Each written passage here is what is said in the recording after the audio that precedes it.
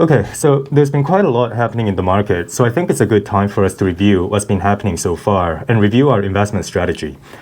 Now, while I may be a bit late in covering the stuff I'm about to talk about today, the reason I'm doing this video is because I saw a lot of YouTubers just giving simple facts like, oh, the Fed is ending the QT and just stopping there. I didn't see anybody who's actually explaining in detail why the Fed is taking such actions. Okay, most YouTubers are just reading news articles for you, which I don't think is that helpful. Okay, let's look at some key data which came out after our last market update. Federal Reserve balance sheet, 6.59 trillion versus 6.60 trillion last period. S&P Global Manufacturing PMI for October, 52.2 versus 51.9 forecast versus 52.0 last month. S&P Global Services PMI for October, 55.2 versus 53.5 forecast versus 54.2 last month. Now, the data which everyone was waiting for also came out, which is CPI. Core CPI for September, 3.0% versus 3.1% forecast versus 3.1% last month. CPI for September, 3.0% versus 3.1% forecast versus 2.9% last month. Okay, so looking at the data, you can pretty much see that the Federal Reserve balance sheet has been somewhat plateaued, manufacturing and services PMI are stable, and CPI has slightly calmed down, which is a good sign for the market. Now, the main topic I wanted to deal with today is Jerome Powell's speech at the annual meeting of the National Association for Business Economics on October 14th. Here's a quote from Powell. While the unemployment rate remained low through August, payroll gains have slowed sharply, in part due to a decline in labor force growth due to lower immigration and labor force participation. In this less dynamic and somewhat softer labor market, the downside risks to employment appear to have risen.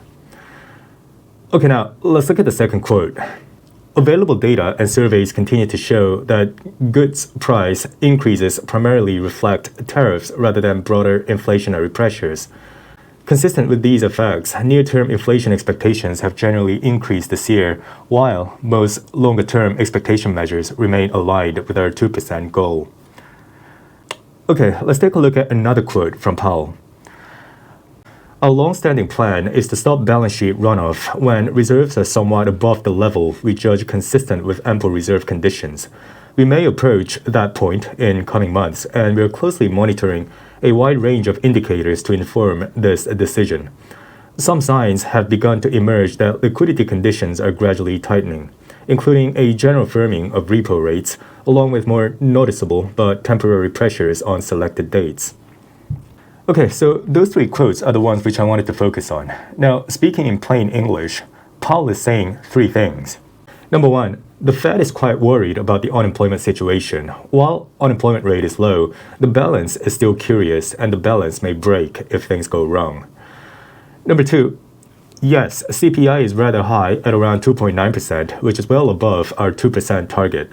However, we all know it's because of tariffs, which is only a one-off impact. In the long term, the inflation will cool down. Number three, now, because the Fed is very worried about unemployment and not worried as much about inflation, we'll end quantitative tightening in a few months' time. Okay, so that's basically what Powell is saying. Now, as I explained multiple times to you guys, quantitative easing, i.e. QE, is what provides liquidity to the market. The Fed would purchase bond securities such as MBS and treasuries from financial institutions in return for cash.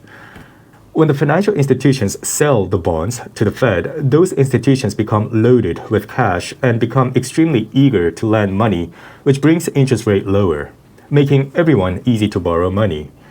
These money would flow into the market and would generally lead to a favorable market environment, including stocks. Now, quantitative tapering is the opposite, where the Fed would sell the bonds to the financial institutions in return for cash, or just let the bonds mature.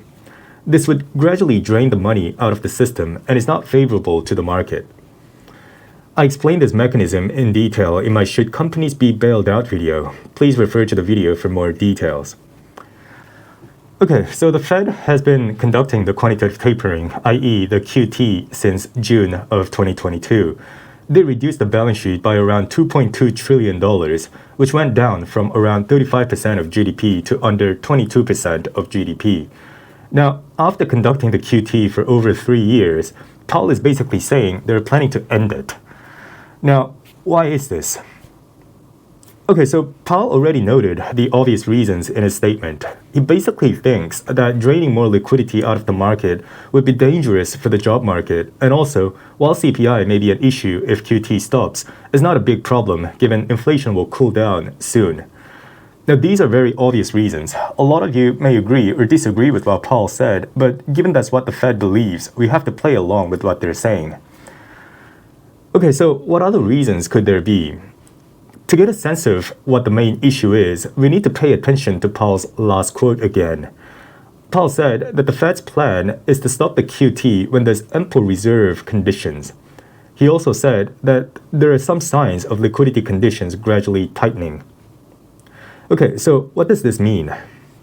Okay, so to understand the situation, we need to understand two things about QT and the Fed's balance sheet. Number one, QE or QT leads to changes in market interest rate. Now, when the Fed conducts QE, which is the opposite of QT, as I explained earlier, this may lead to a significant swing in the interest rate. This interest rate may go below the level which the Fed wants, and the Fed generally wants to prevent that from happening because the Fed is the entity which provides guidance on the rates. Now, this generally doesn't happen when the Fed conducts QE because generally, when QE happens, the Fed is very aggressive in trying to provide liquidity in the market, targeting a zero or near zero interest rate. Now, when the Fed conducts a QT, as I explained earlier, the Fed is draining liquidity from financial institutions, including banks, which would generally lead to a decrease in bank reserves. Basically, banks need to keep a certain amount of cash reserves to operate their normal course of business. But when QT happens, because the Fed is selling the bonds to these financial institutions, it would generally lead to a decrease in the cash reserves.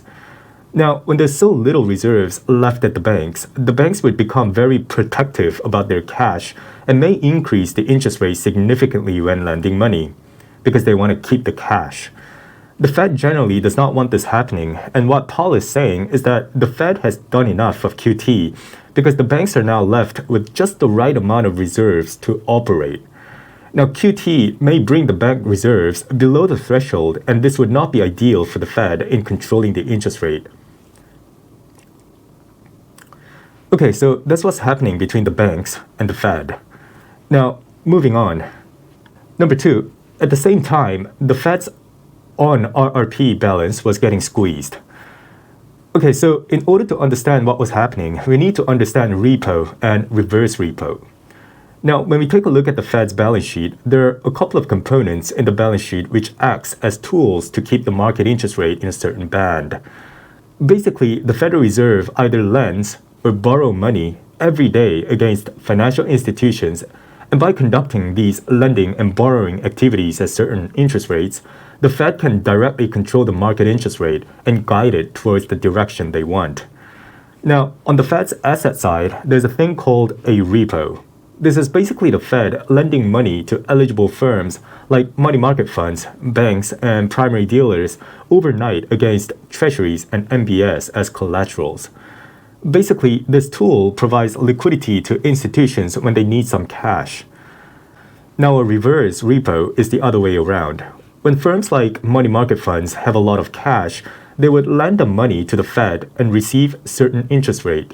Now, as you may all know, the main objective of the Fed doing this is not to make money. They're doing this to keep the lending and borrowing rates within a certain band to control the market. Now, the term on RRP stands for Overnight Reverse Repurchase Agreement Facility, which is the same as reverse repo. I'll just call it reverse repo or RRP. Okay, so having that said, what happened very recently is that the Fed's reverse repo balance fell to almost zero. Now, take a look at this chart to take a look at what happened. Okay, so the reason the Fed's reverse repo balance fell to almost zero is due to the recent events that took place with the US's debt ceiling. The US's debt ceiling was very recently lifted, and that allowed the US to issue a huge amount of T-bills, i.e. short-term treasury bonds, given that they haven't been able to issue it for a while. Now, when the huge issuance happened, because there were limited institutions and investors who can buy all those huge amount of T-bills, the interest rate which was paid on T-bills temporarily increased even higher than the Fed's reverse repo rate, which was offered to institutions. Now, this led all the money market funds rushing towards buying T-bills for short-term gains, which led the RRP balance falling to almost zero. Basically, nobody was lending to the Fed because the interest rate was lower than T-bills. Okay, now, the reverse repo balance falling to almost zero raises some concerns for the Fed. Number one, if no money market funds or other institutions are using the Fed's reverse repo and rushing to other options, the Fed will gradually lose control of setting the market interest rate. Number two, overnight rates can get quite jumpy, which may lead to market instability. Number three, private repo market may gain more control. Now, just like what the Fed does, there are also private institutions which provide overnight lending, and these private institutions may gain more power to set the price. Okay, so there are many more side effects of the RRP balance falling to near zero. So what the Fed is also trying to do here is to stop the QT and indirectly steer the money back into their RRP so that the Fed can maintain control of the overnight lending rates.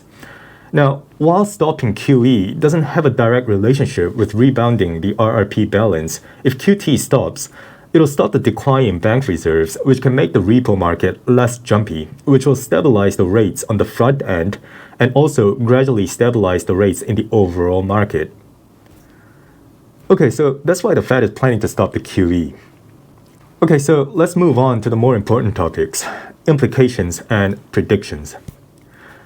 Okay, so as I say all the time, in my mind, the two most important factors impacting the markets are, number one, the interest rate, and number two, the Federal Reserve balance sheet. Now, we already know that the interest rate is on a downward trajectory, and now even the Fed balance sheet is going to stop tapering. Now, based on the full quadrant matrix, which I showed you guys all the time, we're not in section A, but we're now much more firmly in section C, i.e. a more liquid market. Now, based on where we stand, my prediction is that 2 more rate cuts within the year is almost guaranteed. And 3 rate cuts may also be a possibility. I think the market also knows this and is pricing this in already to some extent. Now, based on the circumstances, I think this gives us a further comfort to hold on to our investments and avoid selling any of our positions. Now, as you guys all know, since early April until late September, I've been saying that we should continuously buy into the market whenever the market showed some small to mild corrections. However, in late September, I told you guys that I plan to hold on to my investment while refraining from buying more. Now, I just want to make a clarification on this point. A lot of you guys were saying, why would I not buy more into the market when I'm saying that the market is transitioning into a more liquid environment? Also, some of you guys commented that if we don't buy into the market, we won't make any money. Okay guys, I just want to make a few things clear. Since early April, I've been very aggressive in buying into the market.